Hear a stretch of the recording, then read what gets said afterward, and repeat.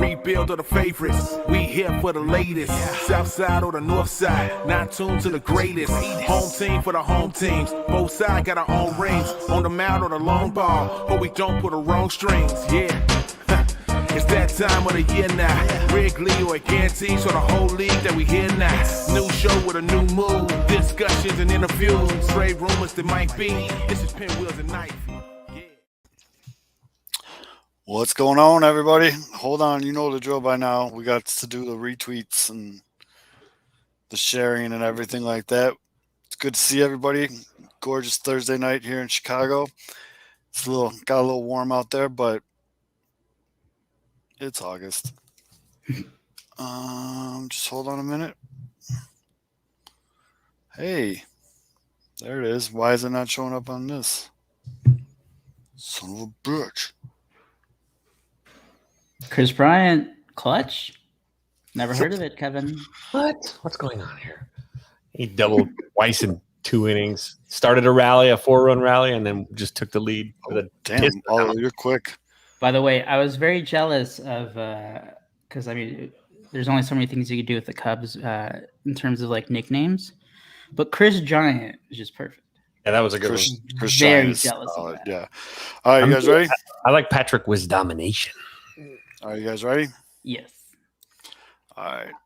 Welcome aboard, all the video watchers. In 3, 2, 1. What's going on, everybody? It is Friday, August 6th. And you have tuned into the Pinwheels and Ivy podcast. I am your host, Matt Swaski, a.k.a. Father Zoe, a.k.a. Southside Zoe. And with me, as always, Mr. Aldo Soto. I was looking at my Cubs themed cup right here, and I have 4 names on it: Baez, Rizzo, Bryant, and Darvish. So I'm going to have to get this replaced soon with like Ortega, Wisdom, Schwindel, TBD. Vargas. Get TBD on there. Get TBD. I have to get like cash Tom Ricketts's like money on there. That's what I have to There do. you go. And the good Reverend fictional contract offer, K Fids. I'm now also looking at my Cubs cup as well. It's not a little smaller. Cup, it's A not little smaller. Oh. Band-aid and what is it? A Band-Aid and turtle shell? I don't know. Yes. So, ladies and gentlemen, boys and girls, we have officially entered what is commonly referred to as the dog days of summer. We're kind of not in the home stretch yet, but, it's rapidly approaching. We're going to talk a little bit about the trade deadline aftermath, what's going on with the White Sox, and, of course, we'll jump into the weekend BP crosstown, whatever you call it, series. And we're just gonna kind of go with it. With all that being said, Go Cubs! Woo! Let's tap this keg. As always, this show is brought to you by us. Make sure you're going, clicking the link, showing some love to the show, buying some merch. We appreciate every single penny that comes our way. We've already discussed some of the ways Josh, we just might end the show right there. That was I know. That's about the high point. That was the high point of the show, guys. Yeah, sorry for I think. Holy crap! It's going all downhill from here.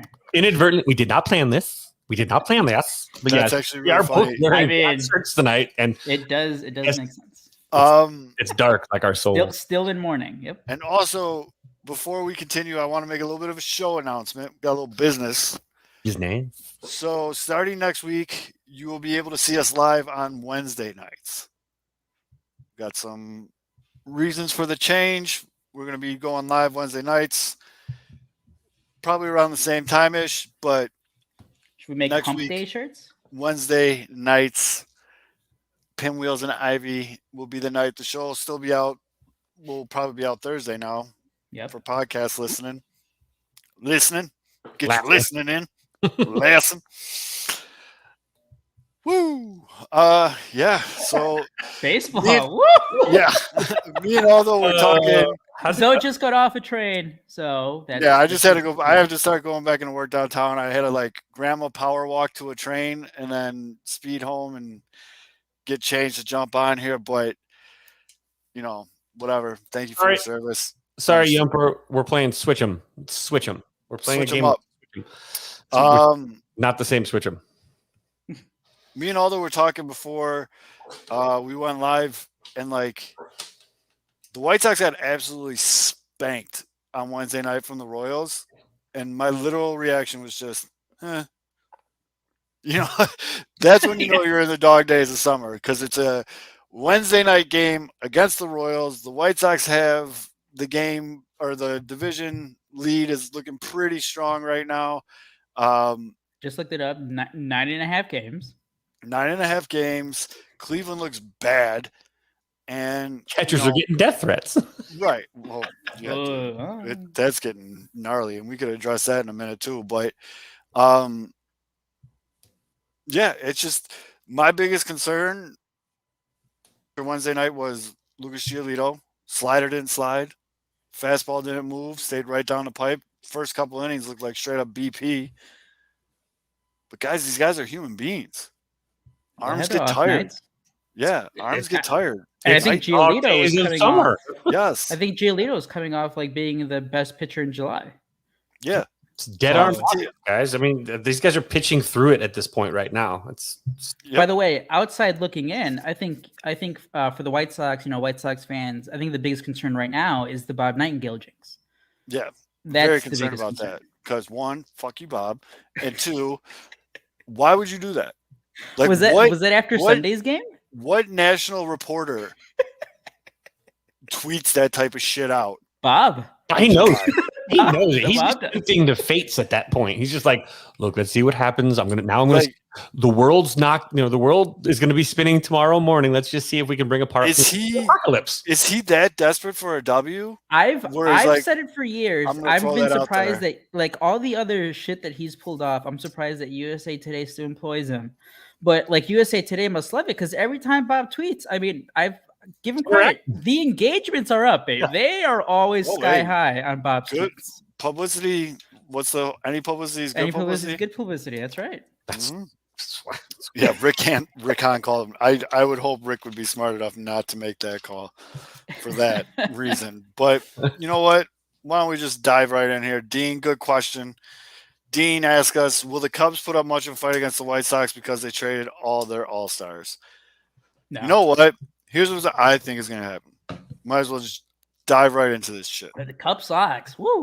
I think the Sox take 2 out of 3, but the one game the Cubs win, they win handily.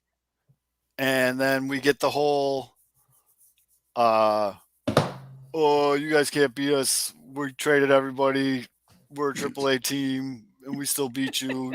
I don't know if you know anybody that talks like that. I think that would happen in years prior, though. But after what happened last week, there's very little of fuck yeah, Cubs. Right now, it's fuck you, Cubs. That morale spoiled. Some of the biggest like Cubs, like even that Dom dude, like you could just, it feels like you guys all just collectively got punched in the stomach. Oh yeah. There was no morale coming from even the morale guy. The guy that literally makes morale coffee. Yeah. It's literally the director of morale, and he was director of.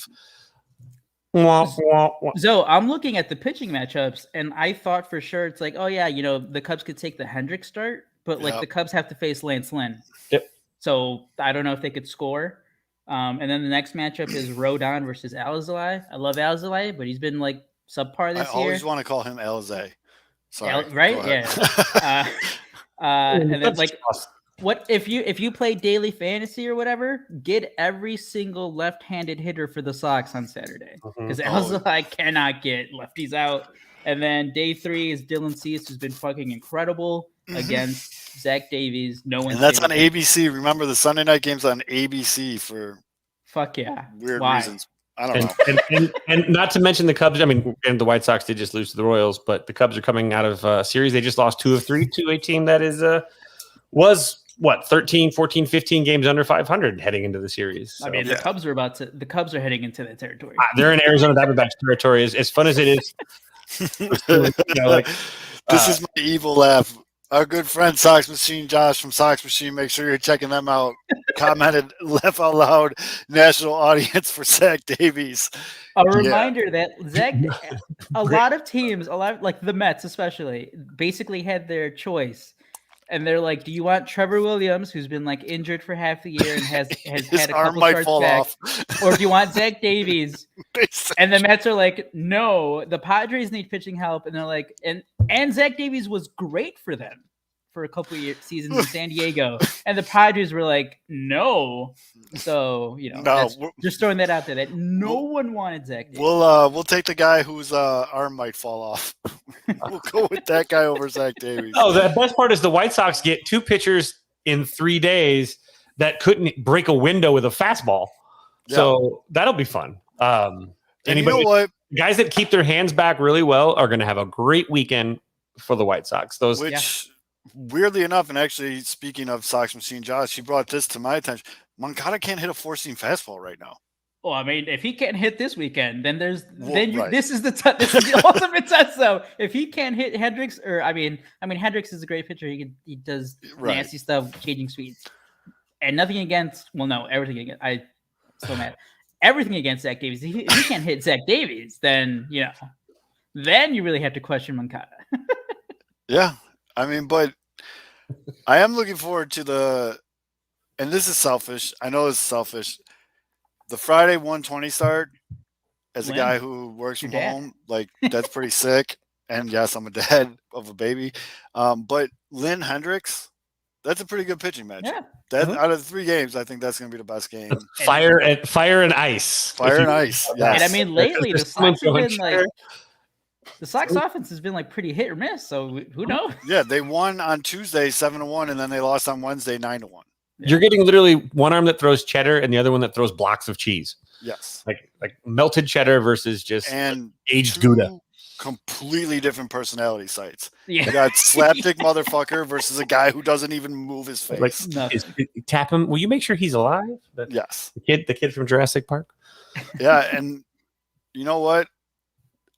People don't forget, the White Sox had their own little mini internal home run derby in Wrigley Field last year. Well, they don't have to. They don't get to face John Lester anymore. Right, that's true. His Cardinals debut was like his White Sox outing last year. Yes, it was.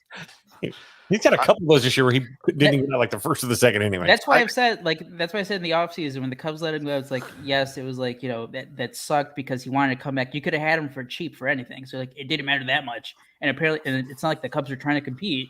So like it didn't really matter that much. But I'm like, at the same time, like it's not like John Lester is going to be good again. Like he's done. It's not the change of scenery that's killing him. It's I have the lack of stuff at this point. I have a lot of respect for John Lester. Great career, won every stop along the way. You got to know, man. But here's the thing: he's not going to stop until he gets to 200 wins. Yeah. He's going to keep going out there. He's up there. He's like in the 190s, I want to say. I was going to say, if he's not over 190, someone's got to pull him aside and be his friend and be like, let me make sure. I mean, he's not going to stop until he gets to 200. Home run? He's 196. Yeah, so 4 more wins. He's holding out because he wants his 20th career. He wants his 40th career hit. That's really what he wants. There's a chance that Lester could get his 200th win against the Cubs. So that would why not? that would actually be just a knife. Yeah, that would actually be kind of do it all at once. Let's just let the dirt shower over you. That would definitely be baseball poetry. Yeah. If Lester got his 200 win against the Cubs and then walked away in the cornfield or whatever. So speaking of the cornfield, coming to Wrigley Field in September as well. You're gonna have a first place Giants team rolling in here. Did the Mets come in? I don't think the Mets come in. No, I think they already played the Mets. Zoe, speaking of the cornfield, are you at all worried about? Well, I mean, he played fine in 2019. Eloy in left field at Wrigley. Oh no, he'll be fine. I'm not too worried about that. And actually, the 2 hits that he has since he came back are the games he played left field. All right, there you go. He literally has 0 hits as a DH so far. I do worry struggling into that brick wall. That's going to be. Did you see the fence for the Field of Dreams game? I have anybody? not seen like I haven't seen the inside pictures of it yet. It is a chain link fence Oh, no. with With the Eloy is next like, on the docket. it has the bar, and then it Yeah. has the chain link over the bar. You know, we've all cut our shit on it as kids. If I swear to God, first of He all, cannot play the he should outfield not that be game. in left field No. for that game. Also, if he is in left field, like you need to like tie his shoes to the ground. Like you cannot move. You have like a little circle you can stay in, but that's it. But Impossible. he looked good though. The games he's played outfield so far, he's looked good. Yeah, he's been fine. Yeah. I keep referring back to the play where he made like a shoestring running grab. Eloy, 2019 Eloy, 100% head first dive for that ball. Stayed on his feet, and he made the catch, which was a bonus. But I think he's a little bit smarter. He definitely looks quicker. Like he lost some weight in his rehab, and he looks like he worked on some things. He's a little bit quicker, but yeah, man. That once I saw that fence for the Field of Dreams game, the first thing that popped in my head was just Eloy just ripping his shit. Started sweating. Friend of our show, good friend of the show, Lil Yumper says, thoughts on Chuck saying Eloy stays healthier if he plays outfield than if he DHs. It's kind of what I was getting at with the hits, man. Like, oh, I can say like he can be a better hitter because there are the guys like who just for whatever reason they just are more focused when they're playing on the field if they're not used to DHing. But in terms of health wise, Eloy's hurt himself three times. That's a rough thing to say. I get why he's saying it. He's saying it like he's more involved. Like he's like. I get the hitting, but if we're talking about pure health. Yeah, that's a rough one, Chuck. I love Chuck, but that's a rough one. Yeah, so that game makes me a little bit nervous. But going back to the whole Cubs Sox thing, like, are you excited though? I don't have the juice that I usually do for that. I've said it on this show ad nauseum a million times. I'm not a whole big Cubs hater. Like, I don't think the Cubs are rivals. I think they're a team we play 6 times a year that we share a city with. I understand why people get rivalry and blah, blah, blah, blah, blah, but it just doesn't move the needle for me anymore. It really doesn't. This one, I know you guys took the gut punch, but like I'm your friend that saw it. So I was like, oh, and I think I can name 2 people in the Cubs starting lineup right now. So I looked at the Cubs lineup on Wednesday night. Is that the one you sent to us? Did I send it? You put one in the chat, and we were just like, I literally looked at it, and I was like, I watch a lot of fucking baseball. I know 2 names. So there were 2 guys. I looked at their names. I did not let alone know about them. I did not recognize the names. I have never heard of these names. It was I can't even think of the first names. It was Fargus, not Vargas. Fargus with an F. And then a guy named and a guy named Schwindel. And I was like, yeah, Schwindel. Who are these guys? All the kids are fighting for their Schwindel baseball card. Fargus and Schwindel. Yes. The new pretzel line from the Jewels. But, by the way, shout out to Nathan who reached out on Twitter after Friday's show, just checking in on me and Kevin, being like, "You guys all right after that?" It's like, yeah, things are gonna be fine. It was rough, but thanks for the words, Nathan. And not only him, there was a few other Sox fans, so thanks for that. Yep. Oh, I only drank 3 bottles of wine that day, so it was fine. Fine. We got some of the best listeners out there. I appreciate all you guys. And yeah, man, why would I get juiced up? They just said La Russa straight up, he's like, Luis Robert's not coming this weekend. I'll make a decision on that on Sunday night. Like, I'm not rushing him for this broke-ass series. Like, nobody cares. I mean, obviously, there's going to be the people who do hate on the Cubs. Like, they're going to love it because it goes back to the same thing, talking about like when the Sox beat up on the Royals. It's like it doesn't matter how much, or like on the Twins or whoever.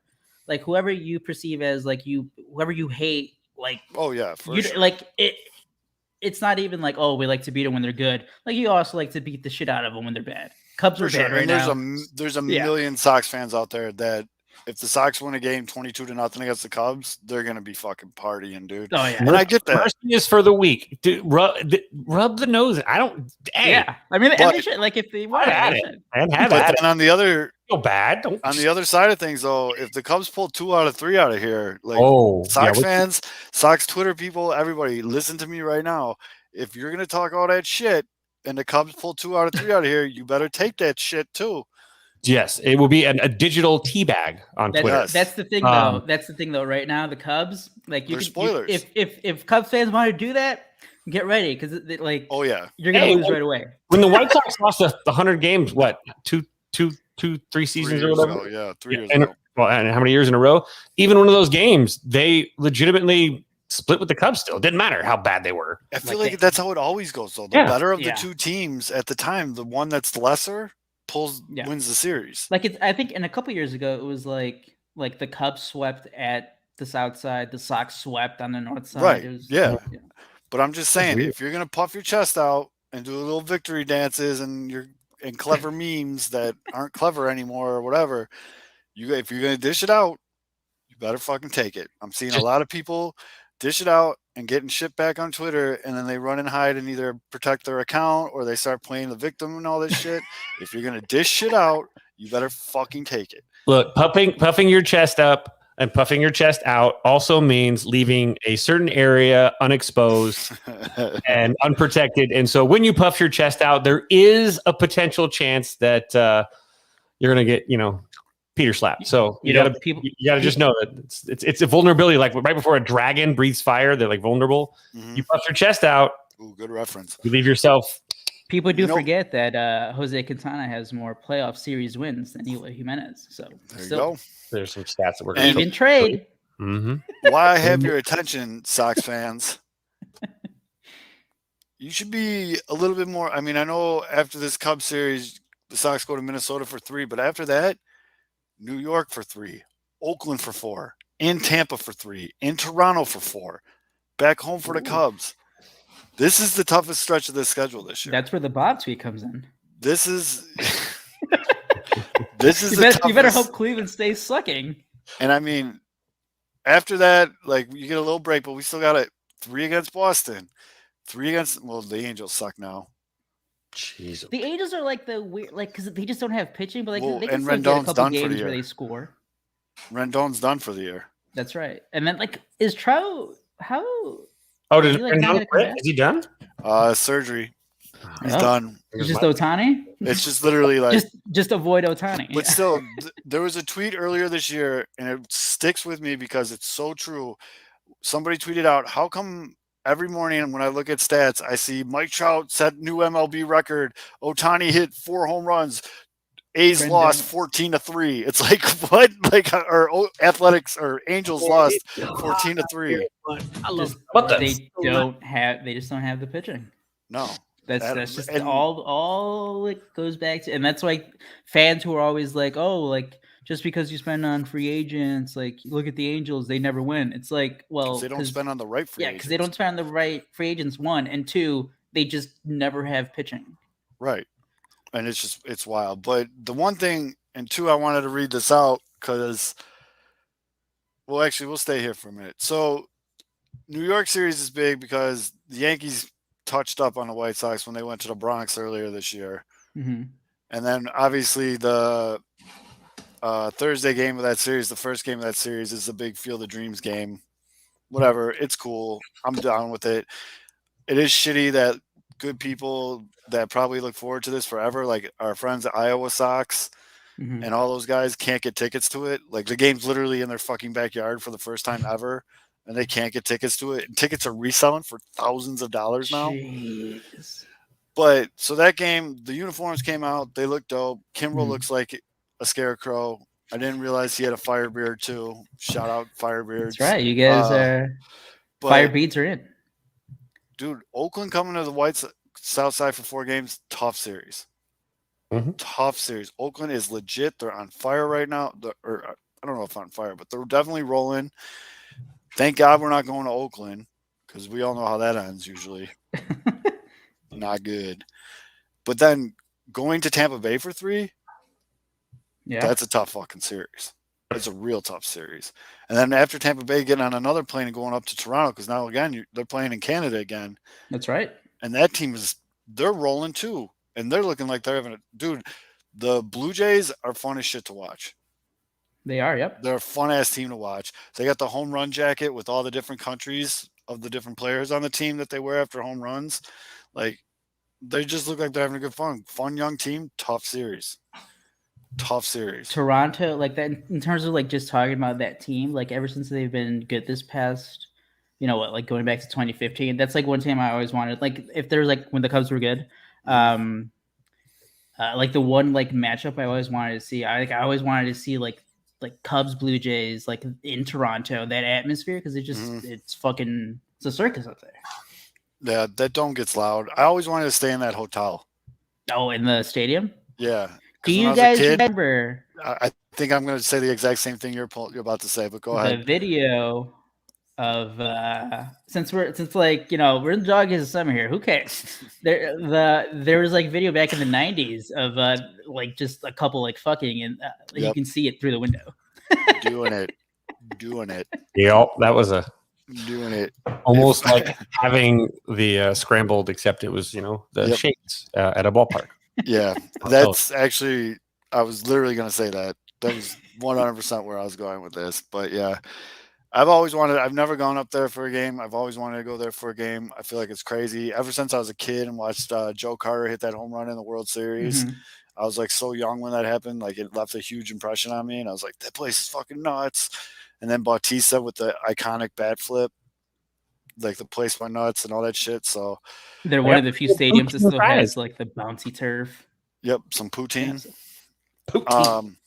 So this quote just popped up. I want to read this quote because it's something that has been a point of discussion. I've been actually asked this question by a lot of people since the trade deadline. But a big question with bringing in a Kimbrel was, how are Kimbrel and Hendricks going to coexist? Like, what's that look like? And Hendricks had this quote that came out today via NBC Chicago. Quote, I hold no ego. I don't care if you want me as the guy, that guy, whatever guy. I don't care. Go get the best guy. If that's what his role is going to be, let's go. All I want to do is win. All I want is a ring.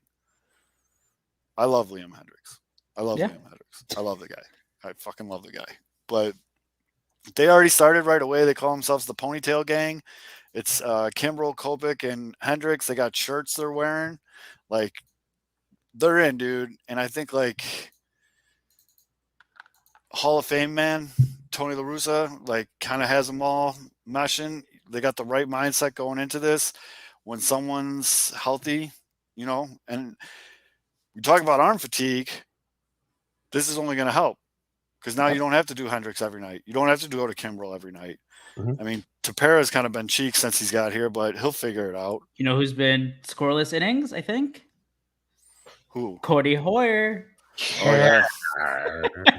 Hoyer suffers from I'm good when no one's watching syndrome. No, Cody Hoyer is a perfect example of how relief pitchers are so volatile. Because they can be fucking lights out for a year, and then the next year they can just be average, and it's like shit.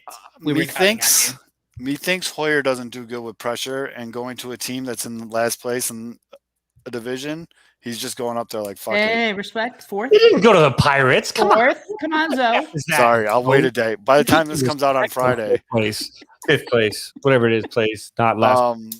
Anywho, but you get what I'm saying. Yeah.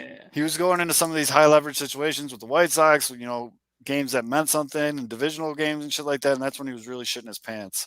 Yeah. So, I mean, he's one of the reasons why, him and a couple other guys, right? Like they needed to get relievers at the trade deadline. He's a good dude. I mean, I'll root for him. He gets especially this weekend. He gets a little bit of shit because he unfollowed our boy, Mr. Delicious. Oh, no. Shabiflo. That's just... Also coming out, because of what we talked about earlier, Tony La Russa said Eloy Jimenez will play left field tomorrow with the possibility of having Andrew Vaughn in the other corner. It should be fun. Hesitant to commit to Eloy playing all 3 games of the Cubs series. So what was, because he missed like a few games, right? Was it just the groin? Yeah, this is groin. It just tight. Wasn't used to MLB speed. Yeah. He's fine. And again, that's why it's so great. And like, yeah, if the Sox like lose a game here, get blown out, it doesn't really matter. If you have to sit Eloy for 3 games, And let's doesn't talk really about matter. let's talk about the guy you're about to bring up. All right. Well, first we'll answer Mailman Jack because he's a very handsome man, and I want to answer his question. Who's getting sent down, Sebi or Zach? If it's my call, if it's me, well, hold on. First, 2 outside guys looking in. Who are you keeping up? And then I'll give my answer. Well, I'm basing this off of the guy has never been viewed as a good defensive catcher. It doesn't seem like he's improving that much. Doesn't seem like he's hitting all that much lately.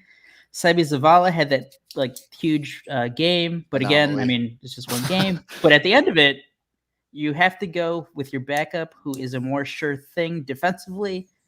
You have to keep Sebi right now. Kevin.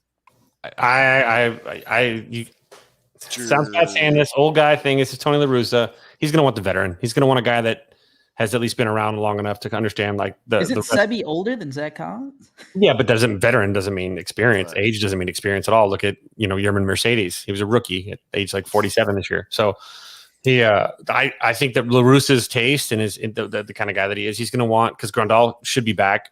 When he does return, he's going to need that veteran guy that just knows how. He's been there, done that. You don't want to trust something to someone that had instant success. White Sox fans saw what happened when you bet the farm on someone that has a really good couple weeks till the league adjusts to you, and it could be the same thing. I mean, the more he gets exposed, the more he's going to be overexposed and beatable.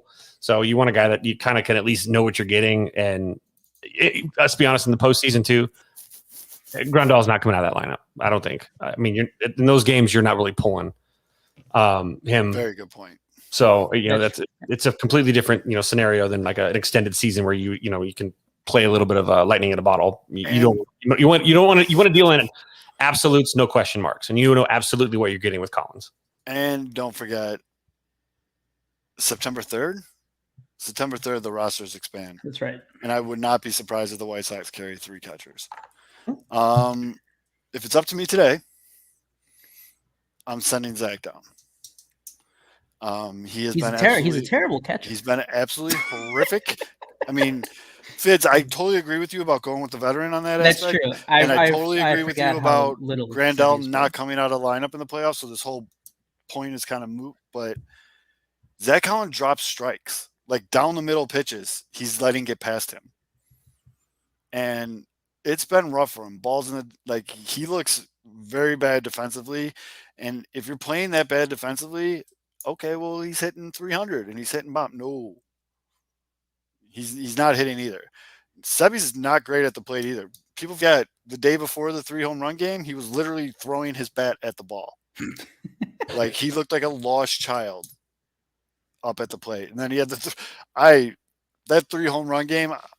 It takes a lot for me to be like shocked anymore. I was shocked that happened. Like it was like by the time the 3rd home run come, I was like doing that laugh, like the overtired laugh, like how the fuck is this happening type thing. So what was crazy? The Cubs and Sox on back-to-back days had guys hit 3 home runs, and the Cubs and Sox lost those games. That is, yeah. That's and yes, wild. Jumper, the game before the 3 home run games, they literally pitch hit for Sebi with a 2-0 count. They brought in Zach Collins to look at 2 other pitches. I mean, I know he was playing the matchup and all that stuff, but like, no, man, I'm sending Collins down. Sebi's been pretty good behind the plate. I mean, it's just Zach Collins is like way better behind the plate. The thing on him has always been like, no, he's not a good defensive catcher. Like, if he's going to stay in the league, it has to be his bat. Right. The bat, it's been like, yeah, he great patience. He has a good idea of the strike zone when he's at the plate. But the people were talking about Zach Collins has not improved. People were talking about Zach Collins as a future like Hall of Fame or not Hall of Fame, DH. Sorry, something else jumped on my TV. DH. Like, yeah, because he's not a DH, guys. Like, he's not good at hitting. I'm trying to pull up his Savant page, but what else is going on with the Sox? Dylan Cease? Oh, no, but hold on real quick. Oh, go ahead. So Zach Collins tweeted out something. Oh, that's right. If you're that big of an asshole that you're going to tweet or Instagram or DM or whatever, death threats to a baseball player, you're a fucking asshole. Like you're a psychopath. What are you doing? like literally like you need to go get your shit checked out because Yeah. you're fucked up, man. Like not You're- even joking. Like it's like check yourself. Like what are you doing? what are you doing? Like take a step back and like examine your life. Like what are you doing? On this like, show, I become Zulk or whatever. I get mad about players not playing well, and we talk about that's what we do on this show. And like And, I was even yeah. gonna say like like we'll have fun like making fun of guys, trolling guys, but like a death threat. What what are you? What doing? are you doing? And like, and it's bad enough. DMs that make a mistake. Evan, you have to load it in. Collins gets a DM yeah, from Zoe that just says, "Oh," however you would spell that. I don't know. You got to load that into the sound effects. So Yeah. So it's bad enough if you do that to a player. Like it's terrible. You're a terrible person. Like there's no if, answer, but. But if you start sending that shit to his wife, Yeah, to his relatives, Jesus. his family. That's a whole different scum. you're a fucking piece of shit. Yeah. Like what are you do? So Lucas Giolito's wife tweeted out a screenshot of Instagram. Some dude's like, "Hey, your husband fucked up my parlay. I want a refund. Here's my Venmo." Like, and like he could be joking, he could be drunk and joking around and stuff like that, but like the fucking audacity, dude. Like yeah, what? Like even if you're doing that as a joke, like what do you think that's gonna come out of that? yeah.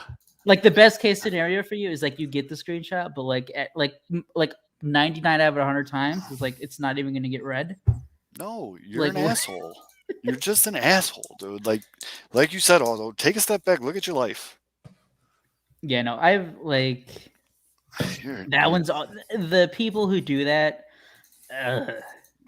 I don't get it. It's like, and like the thing is, like it's a lot more common because like again, we're talking like Zach Kahn's got that, after a bad game, he's probably gotten it like a lot of times this season, but like he's probably just fed up with it now. He's just like, guys, like what the fuck? It's one thing to call somebody a bum, like you're a bummer, or like you suck or whatever. Or, yeah. That being said, knife, and I'm coming in your window at midnight because you lost, and I lost a parlay that was probably like a $12 bet. Right. That being said, if I had access to Tom Ricketts' DMs, well, there are exceptions, Aldo. And I guess some of it was verbal, like in the stands. In the stand, on the south side, someone's like, "Fuck." I've never been a don't boo guy, like, but I get like kind of both sides. But like, I've never been a boo guy. Like, never even like when the Cubs, like not even the Cubs, the Bears and like other teams' Bulls. I've never been a boo guy like at stadiums. I kind of get it, like if you do boo, but like at the end of the day, like that's not really like that's not helping out. Like that's not making anyone feel any better. Like, I like to rag on right fielders that wear arm sleeves on the non-throwing arm. Oh yeah, you were all over that, dude. Oh yeah. That was never like I wasn't like I wasn't even being mean. And it was funny, and I mean like you could be funny, bro. And you could be funny when you're heckling people. Like, what happened?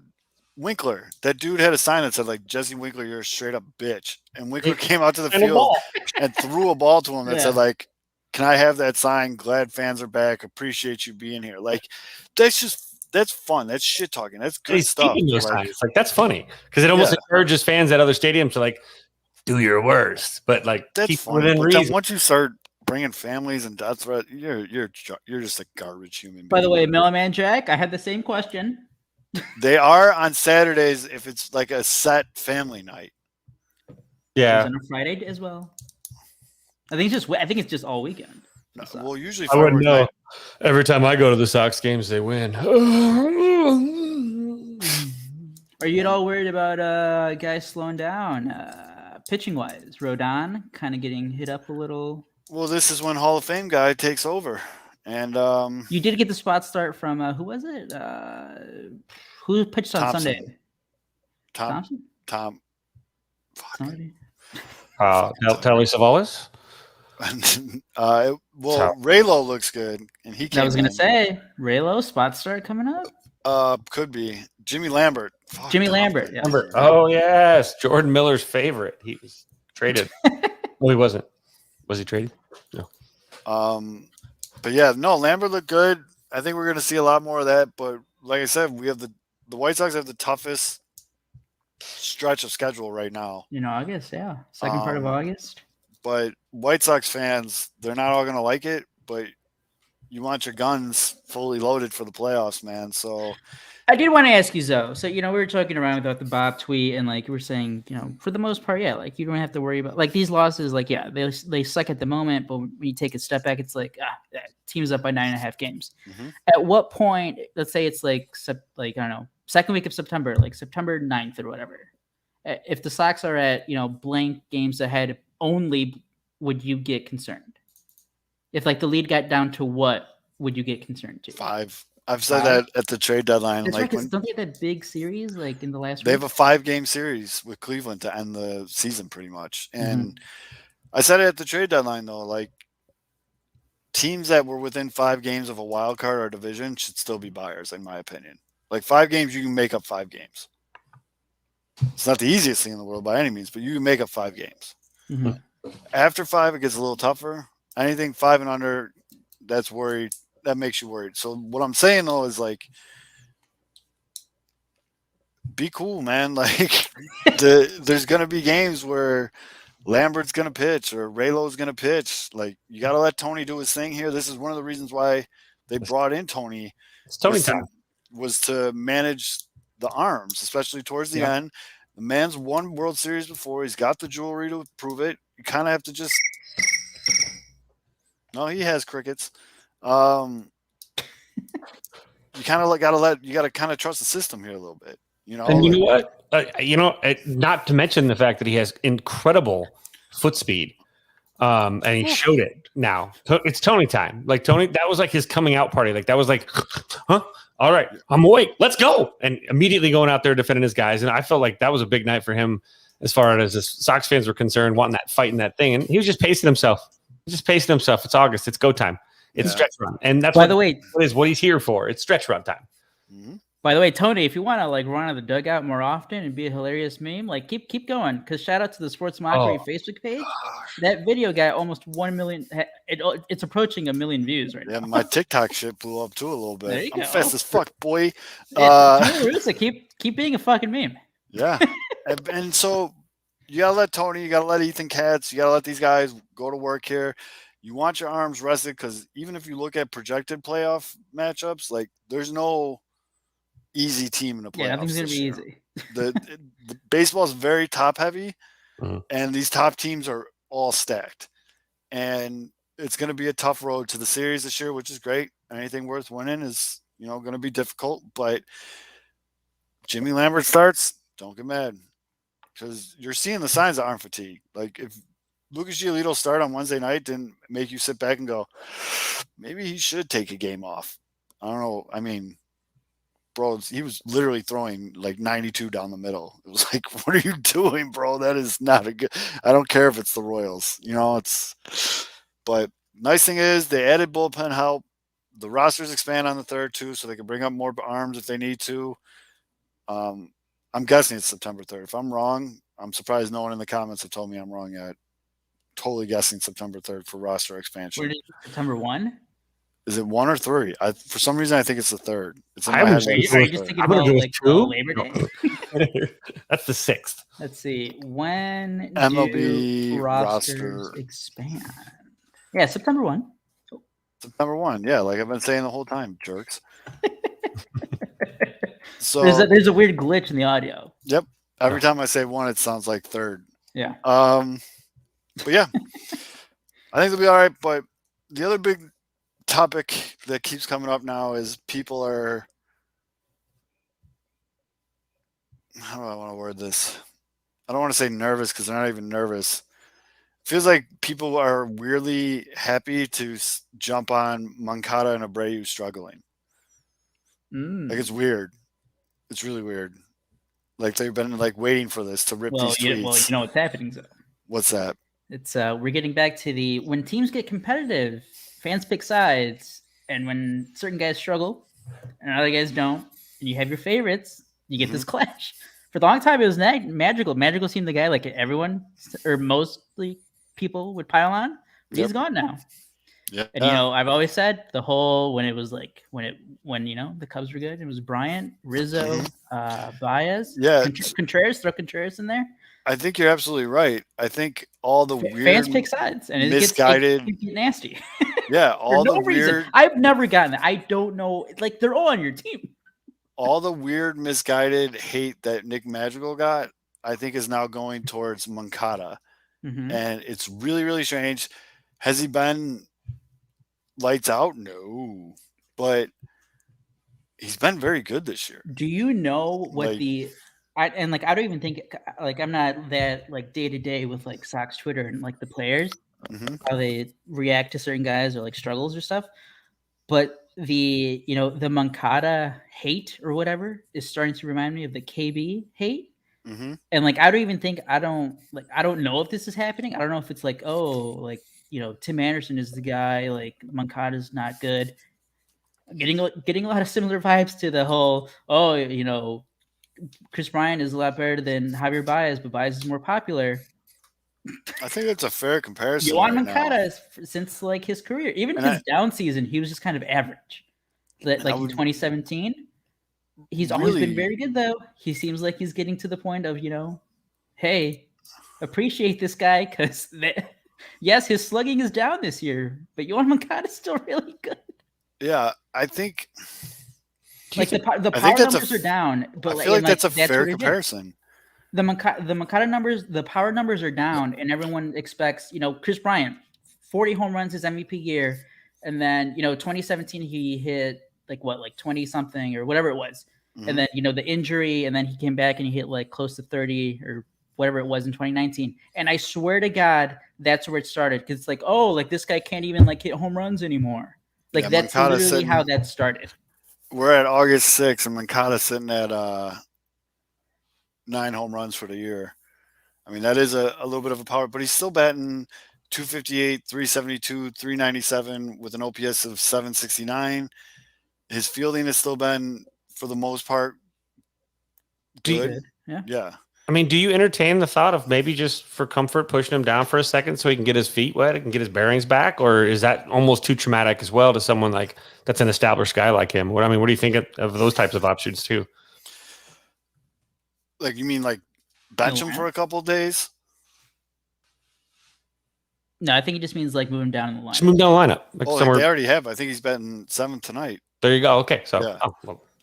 I think so. He's batting 6th tonight in between Vaughn and Engel. Yeah, that's pretty safe. Well, you almost want to bury him between them. Much better. Right, but I mean, he's going to be fine. He hits the ball. Moncada's been moved around in the lineup. Yeah, and I mean, he's fine. He's in the 67th percentile for hard hit, 80th percentile for max exit, 73rd percentile for average exit velocity. He's still hitting the ball hard. You know what I mean? Like, his whiff rate and his K rate suck. That's always kind of been his MO, except for the first year when he took all the pitches and he kept striking out looking. That drove me nuts. Yeah. But you want him to be aggressive. You want him to swing. And as I mentioned earlier, it's been pointed out, Sox Machine Josh pointed out to me that it's weird, but the four-seam fastball seems to be his kryptonite, which you would think that would be an easier pitch to hit. But who is he, a Cub from last year? Yeah. That was the entire Cubs lineup in 2020. Could not hit a fastball.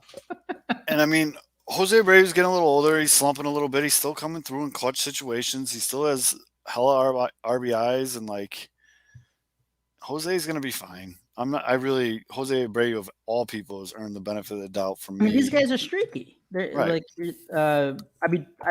I'm starting to notice, you pay attention to, guys on a daily basis, really like owning it or like focusing in on guys for like multiple years at a time. Unless you're like a top, elite star, a lot of times, like the vast majority of like even the good hitters, they're pretty streaky. Like right. Anthony Rizzo is like a perfect example. Like he's had consistent numbers throughout his entire career, but through a season, he'll have like a bad 3 weeks and then he'll be like on fire for 3 weeks. Yeah. Like it's just a lot of these guys. They're streaky. And to be honest with you, I'd rather them suck now. Yeah. What you want them peaking at the right time? Like, Yep. don't you want them hot? Like, first, second week of September, pushing into October, so they're really, really, 100% really yes. pushing. That's where you want. Yes. I always I have a stupid catchphrase I post in the dugout around playoff time. It's seek the peak. When it gets to down that crunch time, you're seeking your peak. You want to hit that peak. You want to get yourself going at a momentum that is commensurate with being a game changer when it matters most. I'm going to use that in a non-baseball situation later on. No, that's not sneak a peek. That's creepy. That's what your neighbors don't want you doing anymore. No, I'm going to use the exact wording. But yeah, I mean, and then I guess on the flip side of the coin, Kev, your boy, Andrew Vaughn, I mean, we're watching this kid become like a legit perennial all-star right in front of us. And again, I know we've talked about it a ton on the show, but the fact that he was able to fucking play left field for them this year, and he played it so well that Eloy Jimenez comes back and you're like, do we really want to move Andrew out of that spot? Because he's been playing it so well. And they might put him in right field for the Cubs series. He mashed lefties right out of the gate, but the growth in his plate approach and hitting for these at-bats against righties, it's been, for me, it's arguably one of the most fun things I've watched this season. I mean, what have you noticed, Kev? Like, I know you still watch him from afar. No, very close. Very closely. Kevin, can you hear me? Yes. Yeah. What have you noticed with Andrew Vaughn with regards to his plate approach against righties? He's just seeing the ball better. He's just seeing the movement.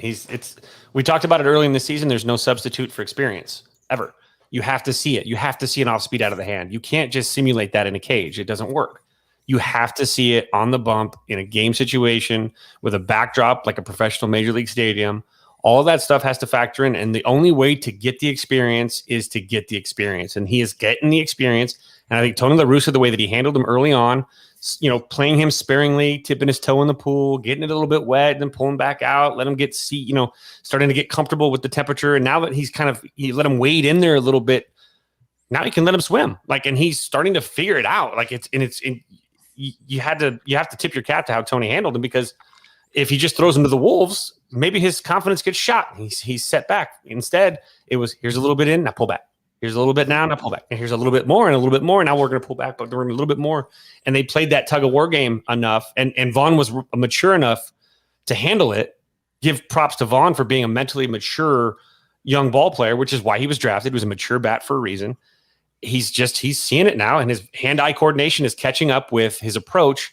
And when all those things sync together, it becomes what he is, which is a very, very good hitter. And he's getting closer to starting to hit the way that everybody expected him when they took him in the first round. And the guy that I've been freaking out about since he was in college. So he hits the piss out of the ball. I have his numbers for the past month. I think he's been by far the best hitter on the Sox for the past month. Mm-hmm. He slashed in 316, 381, 539, 920 OPS, 4 home runs, 12 strikeouts to 7 walks. So yeah, goes back to seeing the ball. And then on his Savant page, he's in the 88th percentile for hard hit percentage, the 84th percentile for average exit velocity, 71st percentile for barrel percentage.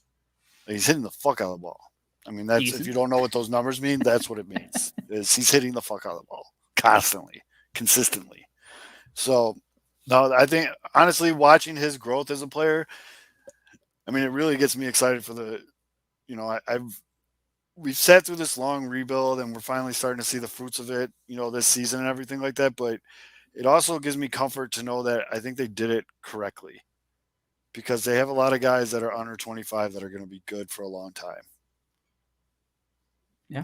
We'll see if they trade them all away in a couple of years, but yeah. Fingers crossed, because I don't want to say this now, because everything's going great with the Sox. Mm-hmm.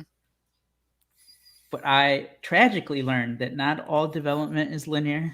That's true. No, that's a fair thing to say. When guys are good, that doesn't mean they're automatically just going to keep getting better and better. That doesn't happen with every player. The special ones, yes. We saw with Chris Bryant. Year by year, you get better and better. Obviously, the injuries fucking suck, but first 3 years, he was getting better every year. That doesn't happen with all the guys, but you hope with the guys who are special right now, this is the Andrew Vaughn development is the arrow's pointing up. I think that's an extremely fair thing to say. I really do. I mean, I didn't want to like put in yampers, but I'm just saying for the no. future years, just like no, there are no guarantees. But then we have cases like Tim Anderson. Tim Anderson, like first 3 years in baseball was he was bad, not good. Yeah, he terrible, was not good. And then bam, Light turns on. Switched. The approach. He just got to work, changing things up, and he's one of the best hitters in baseball now. And we saw it on the south side for now Cubs second baseman Nick Madrigal. There's a point when you see in a young player, especially, like that switch gets flipped, and the speed of the game slows down for them. Mm-hmm. Like you can see it in the field, you can see it at the plate. I think we're seeing that with Andrew Vaughn this month, and it's a really, really cool thing to see. And yeah, so we're coming up at the hour mark. Anything Cubs you guys want to talk about? You want to discuss? Do we want to talk about the PR blitz that started on Monday morning, first thing? And I wanted to ask you, Kevin, and actually culminated in the Cubs announcing that they're building a sports book connecting to Wrigley Field. I mean, that was just hilarious timing because I think we've known about the sports book for like a couple of years now, but that was hilarious. Mm-hmm. Just to push all the way through of that being announced. But I wanted to ask you, like, Kevin, just like after everything that happened, like, how are you even reviewing? If you're even watching, I guess, because I mean, I'm being honest, I'm like half paying attention to these games. How are you? Like, what are you even feeling when you watch these games? Like, well, so pain. Well, honestly, I'm on a sabbatical from the Cubs for a second. I'm watching at least. Mm-hmm.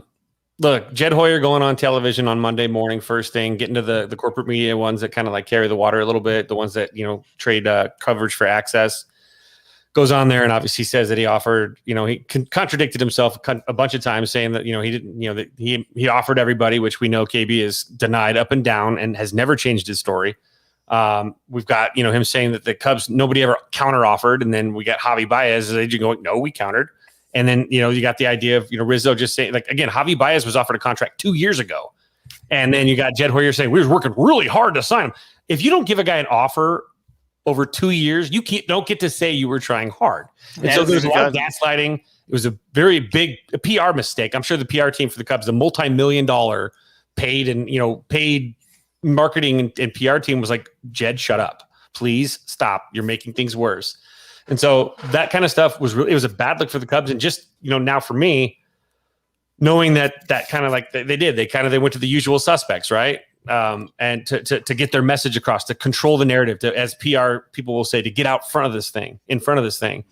And because they caught a lot of flack on Saturday and on Sunday. And I think Jed, that's the difference between Jed and Theo. Theo would have been like, we wish him the best. It didn't work out. We hope to maybe talk to him in the offseason. Moving on. Let's go. Let's talk about what's going on next. Jed felt like Anthony Rizzo said it. He felt like a scorned ex-girlfriend. And, you're hearing these comments and again, to hear how things were going on, and how Jed is your best friend until he digs the knife into you is something that I've heard a few times now. So you've got this. And again, I'm so tired of look, I don't want to hear it from anybody saying, look, Jed Hoyer's just carrying water for his owner. If your boss tells you to lie for him, you don't have to work at that job. If your boss tells you to lie for them and you lie for them, guess what? You're a liar. It doesn't absolve you of this. You're and so a liar. Jed does not get a pass on this because he's doing what his boss told him to do. That's like saying Al Neri in Godfather is innocent because Michael Corleone was the boss and he was only murdering people for the boss. It doesn't work that way. And so Jed Hoyer is just as responsible because the words that came out of his mouth, it was vindictive. It was scornful. It was after the day after KB basically, being nice, connected some dots that didn't exist, by the way, of Jed Hoyer trying to put them in places where they were comfortable. Anthony Rizzo has got family in New York, like a third cousin, man. He's Italian. Of course, he's got someone that he's related to in New York. He's from Florida. And if you, about the Kimbrel going to the Sox to keep him in town. He literally was one agreement away from being a Tampa Bay Devil Ray and a Dodger. And what stopped the Dodger move? The Scherzer Turner thing. That wasn't a move. They weren't trying to find places for these guys that were comfortable in a good landing spot. That's not the case. And so that's kind of makes it hard for me because then you go onto the Marquee Network and you watch these games, and the Marquee Network is the propaganda arm of the Ricketts family at this point in the Chicago Cubs. And of course, last night, Wednesday night, Tom Ricketts in a private edited interview got to speak his mind, blah, blah, blah. No, of course he's not going to go in front of the press. He's going to go to he's going to have an anchor of a company that he owns interview him. And it's basically like someone from, I don't know, I don't want to think of it to get too political, so I'm not going to use an example like that. It would be pretty easy. It's just, it's unbelievable. So for me, I can't bring myself to watch the games because I can't listen to everything else. And of course the Rockies Cubs is not going to be on a nationally televised game. So I can't really put myself through that. And again, so I'm just like, I'll just keep watching a little bit. A couple days later, when I feel better, I'm glad that, I'm not done. We said on Friday, we're not done with the Cubs, but I don't really, you can love someone and not like them for a little bit. And I love the Cubs and I've loved them since I was born. I have no memory of not loving the Cubs. But I don't like them right now. And it's not the players. I'm going to root for the players. I hope everything great happens to the players. I want really bad things to happen to Tom Ricketts. I want really bad things to happen to anybody that was involved in this ambush job. Guys, to be clear, for everyone listening, bad does not mean bad things. Like stepping dog poop and accidentally shave off an eyebrow, or in Tom Ricketts' case, someone accidentally kicks him in the ding dang when they were trying to get a bee off of his knee. I don't know. So that's just, it's unfortunate. And bad things too. I want them to have some sort of failure in this, but I can't. It's a hard place to go because you don't want to root against the Cubs themselves. We survived the Tribune turds, and I honestly don't think we're going to have to suffer the Ricketts family nearly as long. I feel like the Ricketts family, and I've heard this from a few people, through conversations with people back in Chicago, whatever. It sounds like Daddy Warbucks is calling in his markers here soon. So it sounds like every ounce of value they can add to the Cubs before they sell the Cubs is what these people will do. They're investment bankers. That's what their job is, to invest, sell at max value, and then whatever. So I don't think they're going to be. I would say by 2030 they're no longer the Cubs owners. I could put that prediction down. So we don't like them right now. I can't listen to it. And I'll come back and listen. And the White Sox series, I'll watch the White Sox broadcast because Steve Stone rules. So but I just don't want to. I don't want to listen to the bullshit, because that the narrative on those broadcasts are 100% the narrative that Ricketts, Jed offered them all contracts and they were fair and blah blah blah, and it's all BS. It's all just optics and gaslighting. And I don't want to watch. I don't like what Fox News. I don't like I don't like CNN. I don't like MSNBC. I don't like any of them. And so I don't want to suffer fools, and that would kind of be suffering fools in a sense, because it's their narrative, it's their message, and the branding will always be out there. Cub fans, baseball fans, sports fans, you guys really, most of us have zero idea how much the PR and marketing stuff goes into the creation of how we think as sports fans, and how they craft the message. We put the quarter in K-Fids. Sorry, what? I said we put the quarter in K-Fids. He's a winner. By the way, there's potential news for the Cubs. Greg Deichmann, who they traded for in the Andrew Chafin trade, he's been in Iowa at AAA. He was scratched before Thursday night's game, so maybe he gets called up. So there you go. Greg Deichmann, Cubs fans. Get ready. The future is now. By the way, also, everything that was coming out, will you follow Dog, please? Please. He will stalk you like Jose Canseco. Dog, please. That's nothing. You need to be more annoying for me to follow you back. No, because he's not annoying to you. Well, he comments on all our posts. Boys, whose fault is that? Not mine. Yours. Follow the man. Dog. I mean, you guys that's excessive. You don't have to get every notification. I love my DMs, because Dog's in my DMs all the time. The stuff that was coming out of Jed and especially fucking Ricketts this past week, it was just like they could always hide behind it. Like, it was probably like a half a truth. Like, the whole thing is about like, oh, we offer these guys like reasonable contracts. Again, this is just me speculating. Guarantee you, like you said, you brought up the Baez one, and like we've seen the reported numbers before. Like, yeah, I guarantee you, like, they at one point offered them like a ballpark figure or whatever, like years ago, and then COVID happened, and then we all saw the bullshit that Ricketts says, like, oh, the biblical losses, and then we saw it. They didn't spend. Guarantee you, like, they were like, all right, so like, are we gonna talk things out? And they're like, well, COVID, the market's changed. Like, we can maybe do this. Because remember, Javier Baez, it was almost like a guarantee that he was going to get an extension winter 2019. Like, I remember it was the week leading up to the winter meetings in December 2019. Heyman, say whatever you want, Heyman, but like he has the ear to every fucking agent. He was basically like, expect a deal to be done at the winter meetings for Javier Baez. For whatever reason, those talks just didn't progress or whatever. And then, 2020 happens, COVID happens. I guarantee you, like after that, they were like, "Oh, sorry guys, financials." And like we know the deal that they gave for that was reported for Rizzo. And again, I've gone back and forth on like, oh, like would it be worth it? Whatever. Just the optics of that. Sometimes you do overpay for guys. Sometimes you do overpay for and again, it's not like Rizzo. Rizzo took that team friendly deal. Back in 2012 or whatever it was. Yeah, I mean, sometimes you do overpay for guys, and you know what? Like it could suck. It may not make the most like financial sense for you, but like, hey, maybe you buy some goodwill in a time that you fucking desperately need it. And it's not like you're getting a guy who's done. It's not like you're signing Anthony Rizzo at age 36. No, and dude's been in the top 25 in jersey sales since 2015. He's been in the top 7 for like 3 years of that as well. Like he has sold plenty of jerseys and merch, the Rizzo, and I mean, my God, the marketing money alone should have been something and reason enough to keep him around as an investment. I thought again, I'm not going to play this game of in the offseason, maybe he'll come back. I mean, that after Jet's thing on Monday, ended for all the comments three of them. From when Rizzo went on the radio the next day, I think he was asked about it. He was just like, I am not thinking about that at all. Like, no, like for anyone Cubs fans thinking, and like they were in the mentions when I was going off on the Cubs last week. They're like, hey, like you idiot, like they could resign, like anyone could come back. Guys, they're not fucking coming back. Like, what are you guys talking about? They gone. Seriously, the last like big free agent that came back to any team, forget about the Cubs, any team, was Chapman in 2016. Oh my God! Sorry, Adam Engel just guys. Adam Engel just misplayed a ball so bad in center field, he turned the wrong way. Oh jeez, he was running back on the ball. He turned the wrong way, and now it's 2-0 Royals. And I'm sorry, I don't mean, but we talked about this earlier, and it just came up. I just got a very good stat. The 3 World Series winners that Tony La Russa has managed in the months of August, September, October, leading up into the playoffs, the 89 A's were 36-21, the 06 Cardinals were 25-32, and the 11 Cardinals were 33-21. Basically, Tony La Russa just doesn't give a fuck about these games. He's getting them ready. He's going to have everybody prepared.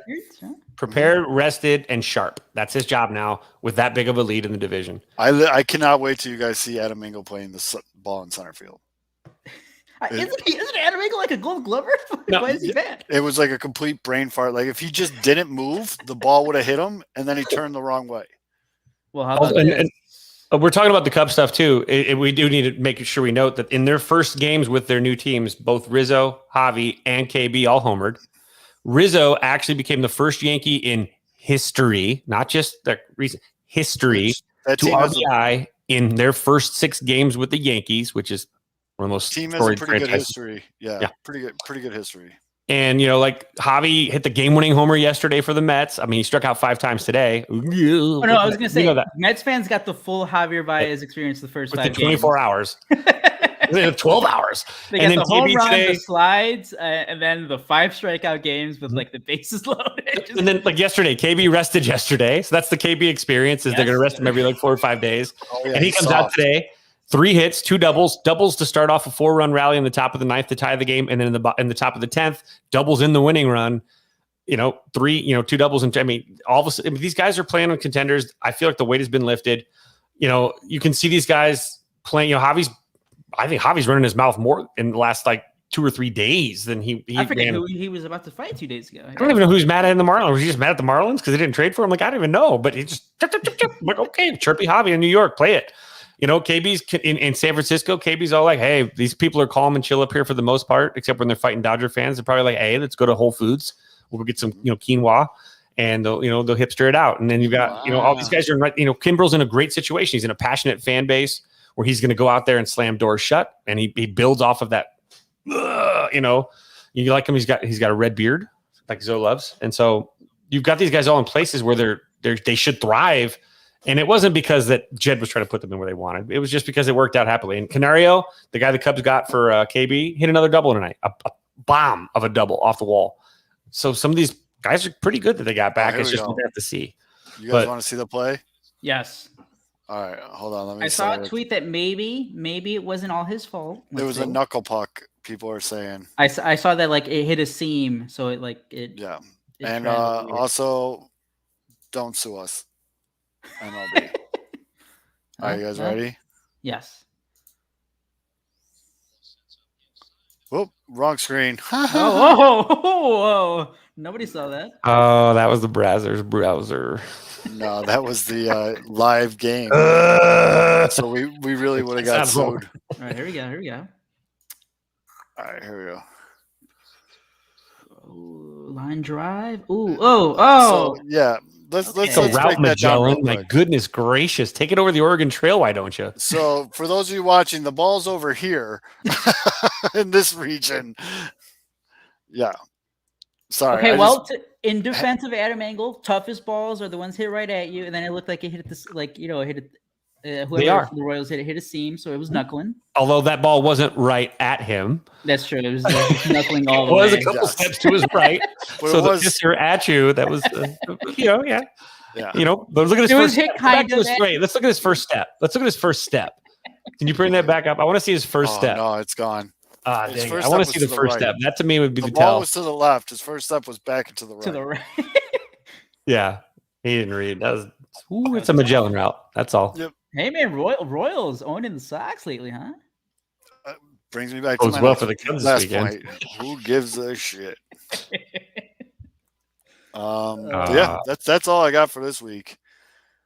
I mean, this weekend we have to cover the bet. Are we keeping the same bet from last year with the Sox after each game? Oh, here, okay. For the guy who keeps complaining that I don't follow him back, if the Sox win 5 of 6, I'll follow him back. There you go. There you go. Yeah, dog. There you go. Yeah, dog. Yeah, dog.